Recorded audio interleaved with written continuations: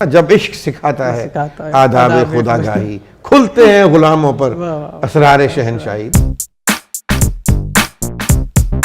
अस्सलाम वालेकुम नाज़रीन, आप देख रहे हैं उर्दू पॉइंट। मैं हूं आपका मेज़बान फ़रहान खान। तमाम देखने वालों को योम पाकिस्तान बहुत बहुत मुबारक हो। नाज़रीन, 23 मार्च 1940 का दिन, वो दिन जिसमें अल्लाह ताला के बंदों ने अल्लाह की बारगाह में अपनी रज़ा पेश की, और वो रज़ा कि हम एक अलग मुमलिकत खुदादार पाकिस्तान हासिल करना चाहते हैं। और यकीनन 23 मार्च 1940 के दिन पेश की गई करारदाद और 7 साल के अरसे में अल्लाह के बंदों ने एक आला क़यादत, एक मुखलिस क़यादत के ज़ेर साए प्यारा वतन पाकिस्तान हासिल किया। पाकिस्तान में आज दिन भर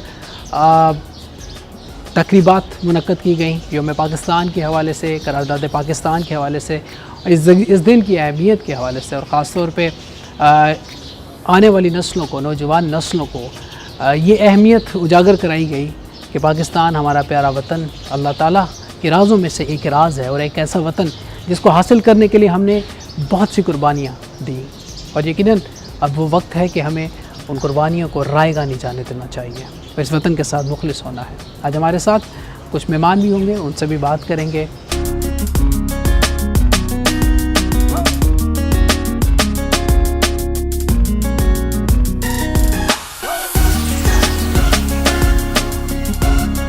नाज़रीन मोहतरम, इस वक्त हमारे साथ एक बहुत खूबसूरत शख्सियत जो कि किसी तारुफ की मोहताज नहीं है, अल्लामा इकबाल रहमतुल्लाह अलैह के घराने के चश्म चराग जनाब यूसुफ सलाहुद्दीन साहब। Sir, a very warm welcome. अस्सलाम वालेकुम। थैंक यू, बहुत बहुत शुक्रिया। यूसुफ, करारदाद पाकिस्तान जब हम देखते हैं, ताबीर पाकिस्तान से तकमील पाकिस्तान का सफ़र, आप किस तरह इसको देखते हैं सारे सफ़र को? देखिए, बड़ी सिंपल बात है कि 23 मार्च 1940 से पहले मुस्लिम लीग एक सियासी पार्टी तो ज़रूर थी, लेकिन इसका कोई मकसद नहीं था, और इसके सामने कोई नस्बुल ऐन नहीं था, कोई मंजिल नहीं थी। 23 मार्च 1940 में आपको एक नस्बुल ऐन दिया गया, आपके सामने एक मंजिल रखी गई, 6 साल में आपने पाकिस्तान अचीव कर लिया। और ये तो कायदे आज़म रहमतुल्लाह अलैह की एक क्योंकि वो एक लीडर के अलावा वो एक जीनियस थे, एक पॉलिटिकल जीनियस थे, एक लीगल जीनियस थे। वरना आप क्या समझते हैं कि किसी और में ये हिम्मत होती, किसी और में ये सलाहियत होती कि एक मुल्क को डिवाइड करना, जबकि इतनी अपोजिशन थी, अंग्रेज़ों की जो हुकूमत थी वो भी कोई they were not too much in the favour के पाकिस्तान बने। और उन्होंने ये टारगेट जो था ये अचीव किया 1947 में, 7 साल के अंदर पाकिस्तान बना लिया। तो ये बहुत बड़ी एक स्ट्रगल थी, और ये अगर कायदे आज़म ना होते हमारे लीडर तो ये पाकिस्तान शायद आज तक भी ना बनता। हम जो हिंदुस्तान में अब मुसलमानों का हाल हो रहा है, ये उनका सही जिस चीज़ से उन्होंने हमें, हमारे फाउंडिंग फादर्स ने, कायदे आज़म रहमतुल्लाह अलैह और अल्लामा इकबाल रहमतुल्लाह ने जिस चीज़ से हमें वार्न किया था वो नज़र आ रही है। अब तो मैं कल में एक आर्टिकल पढ़ रहा था एक इंडियन अखबार, बहुत बड़े इंडियन अखबार पर, जिस उन्होंने कहा था कि मुसलमानों को तो कांग्रेस ने भी उनका साथ छोड़ दिया है। सो दे आर द मोस्ट इस वक्त, हालांकि इतनी ज़्यादा उनकी आबादी है, लेकिन उसके बावजूद उनको कोई, मेरा मतलब है कि चारों तरफ से अब वो गिर गए हैं, और यही उन्होंने हमारा असर करना था। यही वजह थी कि पाकिस्तान कायदे आज़म ने इसको इंसिस्ट किया, तो क्योंकि वो जानते थे कि ये तो फॉर लाइफ हम सब्जुगेट हो जाएंगे through the power of the ballot, क्योंकि वो 3-1 का जो रेशियो था या 2-1 का जो रेशियो था वो तो कभी भी पूरा नहीं हो सकता था। तो इसलिए हमेशा के लिए हम उनके नीचे आ जाते। अच्छा मियां साहब, एक जो चीज़ यहाँ पे आपने जिक्र की कायदे आज़म की, यकीनन उनकी ऑनेस्टी और डेडिकेशन और एज ए लीडर। अच्छा, जो अल्लामा इकबाल रहमतुल्लाह अलैह का एक उन पर ट्रस्ट, एतमाद, फिर कौम का उनका ऊपर एतमाद, लीडरशिप का एतमाद। इकबाल अल्लामा ने तो बहुत, हालांकि कायदे आज़म बज़िद से कि उन्होंने कि वही डिड नॉट एग्री। पहले उन्होंने कांग्रेस, जिस तरह सब जो मुसलमान लीडर्स एक ज़माने में सभी कांग्रेस में थे, और ये तो इनकी नैरो माइंडेडनेस थी कि अगर ये ही कौम जो थी, अगर ये सही चलते मुसलमानों के साथ तो शायद पाकिस्तान बनाने की जरूरत ना पड़ती। अगर ट्रस्ट होता है, देखिए उन्होंने पहले भी देखा ना, कायद आज़म ने कितनी दफ़ा, हाउ मेनी टाइम्स उन्होंने ट्रस्ट किया, जब you know when even after he became the head of the Muslim league. आप लखनऊ पैक्ट को देख लें, वो लखनऊ पैक्ट उसके बावजूद उनकी वजारतें मुसलमानों को दी, लेकिन उनको कोई पावर ही ना दी गई, ठीक है। तो उन्होंने पता लगना शुरू हो गया था कि ये बाद में हमारे साथ क्या होना है। वो तो मानने पे तो वो कहते थे जी कायद आज़म को पहला वज़ीर आज़म बना दो, लेकिन वो एक दफ़ा कि जब भी ये कोई चीज़ हो जाती फिर किसने मानना था या करना था, क्योंकि नियतन ये बिल्कुल जो थे, जो कांग्रेस थी ये पाकिस्तान के साथ, मुसलमानों के साथ या मुस्लिम लीग के साथ, they were you know very dishonest, and it was the narrow mindedness of the Congress which led to the creation of Pakistan. लेकिन ये बात है कि ये चीज़ हमारे लीडर समझते थे। कायद आज़म और इलामा इकबाल से पहले सर सैयद अहमद खान ने बहुत पहले ये बात कर दी हुई थी कि ये दोनों कौमें इकट्ठी नहीं रह सकती। बिल्कुल फ़र्क है। देखिए ना, एक कौम बिलीव करती है कि तमाम इंसान जो हैं वो इक्वल हैं, दूसरी कौम कहती है नहीं, ये इक्वल नहीं है, इनमें कोई ऊंची वाली ज़ात है, कोई नीचे वाली ज़ात है, कोई उससे नीचे ज़ात है, फिर एक बिल्कुल ही नीचे ज़ात है जिसको आप जो मर्जी। अब देख लें दलित्स का क्या हाल हो रहा है वहाँ। हालांकि आपको शायद कम लोगों को इल्म है कि कायद आज़म ने ये कहा था दलित्स को कि तुम पाकिस्तान आ जाओ, वी विल यू नो। और पाकिस्तान जो ये आइडियोलॉजी थी पाकिस्तान की, या जो भी आप कहते हैं कि नज़रिया पाकिस्तान क्या था, या पाकिस्तान की बुनियाद किस स्टेट को देख के, या किस, अगर ये एक इस्लामिक स्टेट था तो इसकी जो नज़रिया था वो क्या था, वो बड़ा सिंपल था। दोनों इकबाल और कायद आज़म की नज़र में मिसाक़े मदीना, जो रसूलुल्लाह सल्लल्लाहु अलैहि वसल्लम ने जो सिटी स्टेट ऑफ मदीना कायम की थी आफ्टर हिज हिजरत के बाद, उसका पहला असूल ये था कि तमाम के तमाम जो शहरी होंगे मदीने के, चाहे वो मुसलमान हो या वो क्रिश्चियन हो या यहूदी हो या काफिर हो या जो भी हैं, they will be equal citizens of the state. That was the very basis of Pakistan. आज हम तो उस नहज पे खड़े हैं कि हमने अपनी जो माइनॉरिटीज़ के साथ हमने जो हशर किया है, तो इसीलिए पाकिस्तान का जो आप देख रहे हैं कि जो हाल हो रहा है हमारा, वो इसीलिए हो रहा है कि हम उन आइडियल से जो हमारे फाउंडिंग फादर्स ने हमारे लिए सेट की थी, हम उसकी तरफ हम गए ही नहीं। अच्छा मियाँ साहब, एक जो सवाल इधर ये पैदा होता है, अक्सर हमारे लीडर्स ये बात कहते हैं कि जी हम इकबाल का पाकिस्तान बनाएंगे, कायद आज़म जैसा पाकिस्तान बनाएंगे, लफ्ज़ी तो चले, मेरा मतलब है ये अगर कहते हैं तो बड़ी अच्छी बात है, फिर करें भी दैट्स ट्रू। अच्छा मियाँ साहब, मैं चाहूँगा हमारे व्यूअर्स को एक कारपेट हमारे पीछे, इसकी एक तारीख कारपेट जो है, इसकी तारीख ये है कि ये जब 1940 का इजलास हुआ था तो उस स्टेज के ऊपर ये कारपेट लाहौर में 23 मार्च मीनार पाकिस्तान जहाँ अब है, तो कायद आज़म ने इसी कालीन पर खड़े होकर तकरीब की थी और इसी कालीन के ऊपर खड़े होकर पाकिस्तान की रेजोल्यूशन पास हुई थी। वो इस तरह हुआ था कि जो मेरे दादा थे मियाँ अमीरुद्दीन, उस वक़्त वो इस जलसे के वो इंचार्ज थे, यानी कि पंडाल कमेटी थी उसके वो चेयरमैन थे। सो मेरे वालिद ने अपने हाथों से और उनके जो साथी थे सारे मुस्लिम गार्ड और ये सब, इन्होंने मिल के ये स्टेज जो था, ये मीनार पाकिस्तान में ये स्टेज लगाया था, क्योंकि चंद रोज़ पहले यहाँ अपना हमारे ये हवेली के बाहर ही अपना इधर जहाँ 9 गज़े का मज़ार है, वहाँ फायरिंग हुई थी खाकसारों के ऊपर। हालांकि खाकसार अपना पाकिस्तान के और कायद आज़म के तो खिलाफ ही थे, लेकिन थे मुसलमान, और बहुत कत्लेआम हुआ मुसलमानों का और बड़ा खौफ व हिरास था।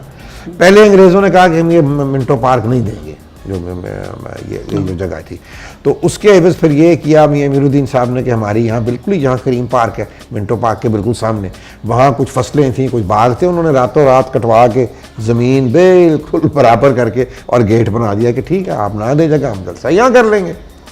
तो उसके बाद जब अंग्रेज़ों ने देखा कि भाई ये तो बाज नहीं आएंगे, तो उन्होंने फिर फाइनली इजाज़त दे दी उसकी, और फिर जलसा यहीं हुआ। लेकिन इस जलसे में हुआ ये कि इस किलिंग के बाद ये जो उस वक्त हुकूमत थी, सर सिकंदर याद की हुकूमत थी, वो वज़ीर आला थे, और इन्होंने क्या कहते हैं कि इन्होंने कहा अपना सर शाह नवाज़ ममरोड को और मियाँ अमीरुद्दीन को और मियाँ बशीर अहमद, ये 3 पिवटल लोग थे जिनके इसरार पे ये जलसा हुआ था, वरना हो सकता है ये पोस्टपोन ही हो जाता, पता नहीं होता या ना होता। इन्होंने कहा कि जी आप इनको बुलाया गया, इन तीनों को अपना सेक्रेटेरिएट में, और बाकी भी मुसलमान वज़ीर थे, और इन्होंने कहा, इनकी कोई कच्ची पक्की सी को मुस्लिम लीग के साथ एक राब्ता था, तो इन्होंने कहा कि जी आप जलसा ना करें। तो इन तीनों ने इंसिस्ट किया कि नहीं जलसा तो तभी होगा। फिर कायदे आज़म को फ़ोन किया गया वहीं से, कायदे आज़म उस वक्त दिल्ली में थे, उनसे बात हुई, इन्होंने कहा, मियां अमीरुद्दीन साहब ने उनको कहा कि जी हम फुली रिस्पॉन्सिबल हैं, आप ये जलसा पोस्टपोन नहीं होना चाहिए। तो कायदे आज़म ने कहा बिल्कुल ठीक है, मैं आ रहा हूँ। 2 दिन के बाद देन फॉर बाय ट्रेन यहाँ तशरीफ़ लाए, और यही तीनों हजरात थे सिर्फ, और कोई नहीं था, चौथे शायद एक साहब और थे, मुझे नाम उनका भूला। इन्होंने रिसीव किया कायदे आज़म को, और कायदे आज़म सीधा वहाँ से गए खाकसारों की खबर लेने के लिए, ज़ख्मी थे। हालांकि कायदे आज़म पे एक खाकसारों ने अटैक भी किया था और उनको ज़ख्मी कर दिया था, there was a brutal attack on Quaid-e Azam by the खाकसार, और उनकी खबर लेने गए राजपुरसी की। उसके बाद फिर जलसा हुआ, और ज़बरदस्त जलसा हुआ, और जब रेजोल्यूशन पढ़ी गई पाकिस्तान की, तो उस वक्त कायदे आज़म बड़ा ही वॉज वेरी जोवियल मूड। तो उन्होंने अपने सेक्रेटरी से कहा, ही पॉइंटेड टू द मज़ार ऑफ इकबाल, उन्होंने कहा अगर if he had been alive today he would have been very happy because we have done exactly what he wanted us to do. Quaid-e Azam और इकबाल जो थे ना, इनसेपरेबल थे। इकबाल को ये इल्म था कि मुसलमानों को एक पढ़ा लिखा मॉडर्न, एक क्या कहते हैं, लीडर चाहिए, जिसकी जो पर्सनैलिटी एक तो बड़ी ज़बरदस्त हो, और दूसरा अबव बोर्ड हो, उसकी ऑनेस्टी और उसकी इंटेग्रिटी पे अनक्वेश्चनेबल हो, ठीक है, कोई भी ना कर सके। तो उस वक्त ज़ाहिरी बात है कि ये अलामा जब कायदे आज़म अलामा से मिलने आए, जस्ट बिफोर ही डाइड, कायदे आज़म भी उनको मिलने आए, फिर पंडित जवाहरलाल नेहरू भी उनको मिलने आए। तो जब कायदे आज़म मिलने आए तो अलामा साहब ने अपने बेटे से जावेद इकबाल से कहा कि भी आज एक बड़ी पर्सनैलिटी आ रही, तो मैं चाहता हूँ कि तुम साफ़ सुथरे नहा धो के तैयार हो के, तो तुमने आना है, उनको सलाम भी करनी है। तो डॉक्टर साहब जब आए, अब 11-12 साल उनकी उम्र होगी अब, तो बताते हैं कि हम ड्राइंग रूम में बैठे हुए थे, तो मैं गया, तो मैंने सलाम किया, तो मैंने उनको अपनी किताब दी, उनको ऑटोग्राफ में लोगों को लेता, तो कायदे आज़म ने अपनी किताब पे ऑटोग्राफ उनको दिया, और उनको पूछा कि डू यू राइट पोइट्री? तो उन्होंने कहा कि नो सर। तो उन्होंने फिर कहा कि then what do you want to be when you grow up? तो उन्होंने कहा मैं चुप हो गया, मुझे उनको इतनी बारोब उनकी शख्सियत और सब कुछ, तो मेरे से कुछ कहा ना गया। तो अलामा साहब ने कहा कि he is looking towards you, ये आपकी तरफ देख रहे हैं कि इसने क्या बनना है, यानी कि इतना फेथ था। दूसरी बात, जब नेहरू उनसे मिलने आए, तो नेहरू जो थे, वो नेहरू तो जब आए तो अलामा साहब तब बेड रिडन थे, तो बिस्तर से नहीं उठ सकते थे तब, तो नेहरू आके ज़मीन पे बैठ गए, उनके साथ मियां इफ्तिखारुद्दीन और बेगम इफ्तिखारुद्दीन भी वहाँ इनके साथ तशरीफ़ लेके आए। तो उस वक़्त पंडित जी ने उनको कहा कि देखें, हम तो एक सॉफ्ट स्पॉट तो था, दोनों कश्मीरी थे, दोनों ही ब्राह्मण, एक बैकग्राउंड तो बिल्कुल थी। तो उन्होंने कहा, पंडित जवाहरलाल नेहरू ने, कि अलामा साहब हम तो आपको लीडर मानते हैं मुसलमानों का, और असल तो आप ही हैं। और ये उन्होंने थोड़ा सा इस तरह की बात की कि, तो इकबाल ने कहा देखें, मैं तो खुद कायदे आज़म का, मैं तो खुद मिस्टर जना का, कायदे आज़म का एक अदना सा सिपाही, उन्होंने बात ही ख़त्म कर दी, तो अगली बात ही नहीं कोई। तो ये चीज़ें थीं कि जो शायद कुछ लोगों ने सुनी, कुछ लोगों को हिस्ट्री का इतना पता है। इस वक्त मैं समझता हूँ कि बहुत ज़रूरी है कि हमारी यंगर जनरेशन को हमारी जो हिस्ट्री, सही हिस्ट्री है, जो वाक़यात थे जिसकी वजह से पाकिस्तान बड़ा, हमारे सिलेबस बहुत ख़राब हैं। हम बिल्कुल अपने बच्चों की वो नेशन बिल्डिंग नहीं कर रहे जो नेशन इकबाल ने सोचा था और कायदे आज़म ने सोचा था ये बनेगा, हम बिल्कुल उसके नज़दीक नहीं जा सके। ऑन दी अदर हैंड, ये मैं विद अ लॉट ऑफ, मेरा मतलब है कि मुझे दुख के साथ कहना पड़ता है कि इलामा इकबाल की फ़िलॉसफी नेहरू ने यूज़ की इंडिया में। उन्होंने सेल्फ रिलायंस को, जो अलामा की इकबाल की पॉलिसी का सबसे बड़ा एक पिवटल पॉइंट था, वो लेके चले। इवन इन ईरान में तो और बात है ना, ईरान की जो रेवोल्यूशन है वो एट्रीब्यूट करते हैं अलामा, इसीलिए तो आप देखते हैं कि कभी इकबाल डे पे छुट्टियां जो हैं वो बंद हो जाती हैं कभी क्योंकि जो हमारे जो मास्टर्स हैं, जो वेस्ट है, उसको हमने खुश करना होता है। तो ये भी एक तरीका है कि हम अपने मास्टर को खुश, क्योंकि they feel specially the American कि भाई ये आपने कभी देखा है कि अमेरिकन हर किस्म की कल्चर को सपोर्ट करेंगे, ये करेंगे, फलाना करेंगे, लेकिन इकबाल की तरफ कभी भी नहीं आएंगे। ऐसे ही इसलिए नहीं आते क्योंकि उनको वो पता है कि इकबाल क्या है। इकबाल अपनी कौम को एक मजबूत और एक खुददार कौम बनाना चाहते हैं, जो वेस्ट को सूट नहीं करता। बिल्कुल ठीक है। इनको तो वो चाहिए लीडर जो हर वक्त उनके कदमों में सर झुका के बैठे रहे। और आप उनको पता है कि अगर इन्होंने इम्प्लीमेंट कर दिया इकबाल तो इनको डायरेक्शन मिल जाएगी, इनको डायरेक्शन मिल जाएगी। यही हुआ है ईरान में। ईरान में इकबाल की फिलॉसफी को लेके चले, उन्होंने अमेरिका की सबसे बड़ी सैटेलाइट जो बादशाह था उसको उन्होंने रद्द कर दिया। और इतनी एक, मेरा मतलब आप देखें ईरान में जाके कितनी इकबाल की, कितने मोहब्बत से, क्या कहते हैं, इकबाल बड़ी अकीदत से और बड़ी मोहब्बत से उनको। मैं आपको बताऊं, मेरे भाई छोटे इकबाल जो हैं उन्होंने फारसी भी पढ़ी है और वो अपना इकबाल के ऊपर स्कॉलर भी हैं, डॉक्टर जुबैद इकबाल। उनको अपनी लाइफ में उनको ट्रेन किया और दबस्तान इकबाल उन्होंने एक इदारा, एक स्कूल भी खोला हुआ है जहाँ रेगुलरली लेक्चर्स होते हैं अलामा। हमने काफ़ी उनके साथ प्रोग्राम किए हैं, आपने किए होंगे बिल्कुल। तो उन्होंने गए थे, उनको बहुत शौक़ है इसका, कैलीग्राफी का। तो ईरान की कैलीग्राफी जो है वो बड़ी मानी जाती है, बड़ी ज़बरदस्त। तो वो जो एक अपने ईरान के ट्रिप पे वो उनसे मिलने गए, उस आर्टिस्ट थे जो सबसे बड़ा उनका जो आर्टिस्ट है कैलीग्राफी। तो उन्होंने कीमत पूछी तो बहुत ज़्यादा उसकी कीमत थी, उनके काम की। तो उनको जब पता चला कि ये अलामा का ग्रैंडसन है तो उन्होंने उनको 2 गिफ्ट दे दिए। क्या बात। उन्होंने कहा मुझे नहीं पता था कि तुम इकबाल के तुम ग्रैंडसन हो। वो लोग कितनी मोहब्बत लोगों को कि वहाँ अलामा से है। तो अच्छा मियां साहब, अब ये जो डायरेक्शन की हम बात करते हैं और ख़ास तौर पर जब हम बात करते हैं कि हमारी नौजवान नस्ल के अंदर पाकिस्तान मूवमेंट, हमारे लीडर्स, हमारे बड़ों की हमारी हिस्ट्री का हिस्ट्री, अब किस तरह इसका रिवाइवल किस तरह हो सकता है? आप क्या समझते हैं? बड़ी सिंपल बात है कि ये, मेरा मतलब है कि ये जो हमारी इस्टेब्लिशमेंट है, जो हमारे मामे चाचे हैं, ठीक है, यही करते हैं ना, करते धरते। इन्होंने ही देखना है कि इसको लाना है, इसको नहीं लाना, इसको फारग करना है, इसको क्या करना है। उनको कम से कम जो भी अपनी गेम्स उन्होंने खेलनी है खेलें, लेकिन कम से कम इस नेशन बिल्डिंग में तो देखें ना, आप टर्की में जाके देखें, क्या बात है। आप जाके आप कहें तो सही आप पाकिस्तानी हैं, किस प्यार से आपको मिलते हैं। क्यों हमारी किसी जनरेशन को नहीं पता कि वाई कि टर्की में क्यों हमें इतना प्यार मिलता है।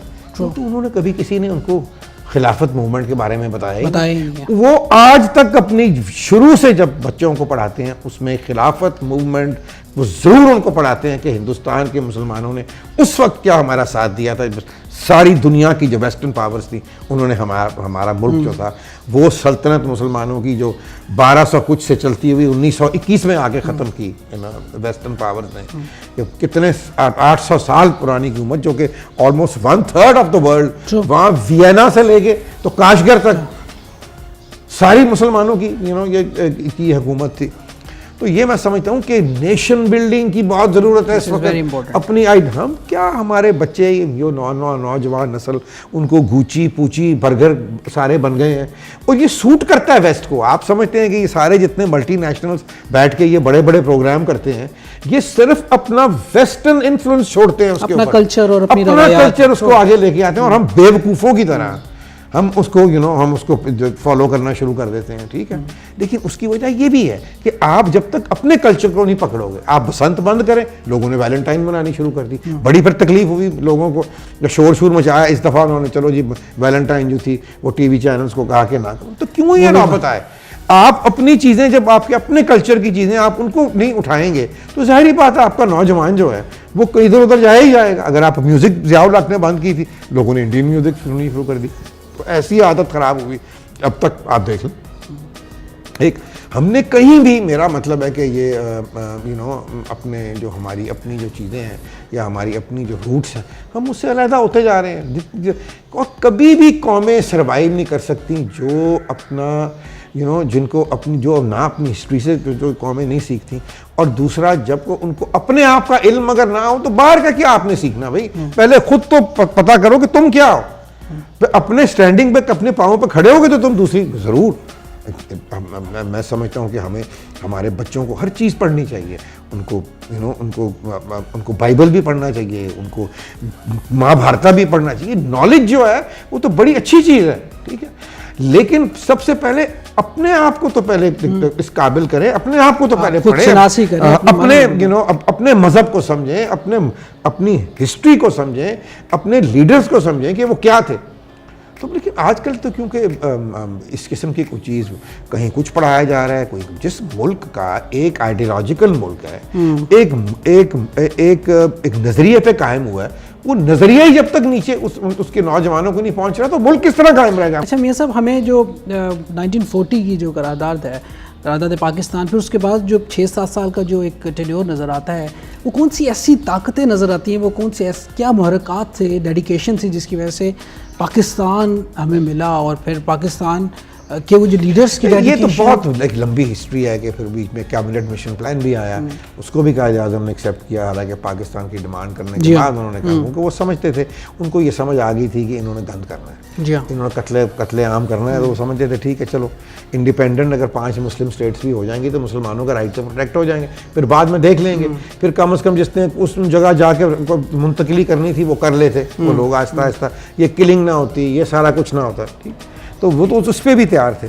तो ये ऑब्वियसली ये तो कायदे आज़म की जो डेडिकेशन थी और उनकी जो अकल और फरासत थी और उनकी जो उन्होंने कि अंग्रेज़ों के हाथों से ये निकालना कोई आसान काम था, बहुत बड़ी बात थी, और उनकी पॉलिटिकल स्ट्रेटजी थी। और वही थे, अगर खुदा ना खास्ता कायदे आज़म साल पहले फौत हो जाते तो पता नहीं हमारा क्या असर होता, एग्जैक्टली बन भी पाता कि नहीं, हम किन हालात में होते। You are right sir, thank you very much, आपका बहुत बहुत शुक्रिया, बहुत खूबसूरत गुफ्तगू आपसे हुई, थैंक यू वेरी मच। एक बार यूसुफ सलाहुद्दीन साहब हमारे साथ थे। नाज़रीन, आपसे यही चाहेंगे और ये दुआ है अल्लाह ताला से, जिन मेहनतों के साथ, जिन कुर्बानी के साथ इस वतन को हमने हासिल किया, यकीनन अब ज़रूरत इस अमर किया कि हमें समझना होगा, हमें गौर व फिक्र करना होगा, अपने मन में डूबना होगा, अपने मन में डूब के पा जा सुराग ज़िंदगी। हमें अपने मन में डूबना होगा, हयात ज़िंदगी, सुराग ज़िंदगी, कामयाबी ज़िंदगी, तमाम चीज़ें हमें हमारे अंदर से मिलती हैं, लेकिन उसकी एक शर्त है कि हमें अपने बड़ों, अपने बुज़ुर्गों, अपने असलाफ़ को समझना होगा, उनसे हमें दरगुजर नहीं करना होगा। अपने मेज़बान फरहान खान को 2 पॉइंट से दीजिएगा इजाज़त। ज़िंदगी ने तबाह की, सांसों ने वफा की। आपसे फिर मुलाकात होगी। टिल देन अल्लाह निगहबान, पाकिस्तान जिंदाबाद।